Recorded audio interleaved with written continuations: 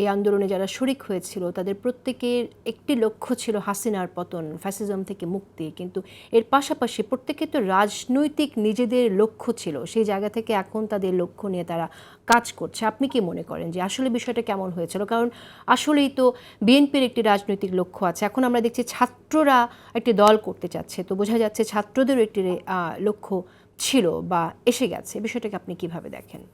না, রাজনৈতিক লক্ষ্য আমার মনে হয় তখনও তাদের ছিল, এখনো আছে। এবং রাজনৈতিক লক্ষ্য যে কোনো ব্যক্তির অথবা গোষ্ঠীরই থাকতে পারে। তারা তাদের তাদের তাদের সংগঠন করার ইচ্ছা প্রকাশ করতে পারে।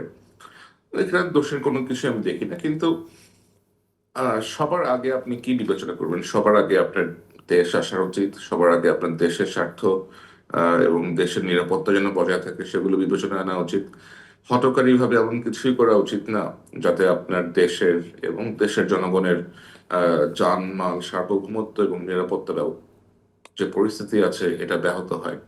কারণ এটা যদি ব্যাহত হয়, আপনার যদি এমন কার্যকলাপে লিপ্ত হন, তাহলে কিন্তু আলটিমেটলি এই যে এত অর্জন হলো, এত কষ্ট হলো, গত 15-16 বছরের যে রিপ্রেশন ছিল, গত 15-16 বছর ধরে মানুষগুলো যে এত একটা নিষ্পেষণের মধ্যে দিয়ে গিয়েছে, তাহলে কি লাভ হলো?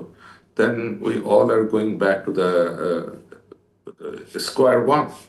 আমাদের অর্জিত যে সাফল্য, সকলের অর্জিত যে সাফল্য, একটা ফ্যাসিজম মুক্ত বাংলাদেশ, এটার এখানে যেন কোনো রকমের আঁচ না আসে।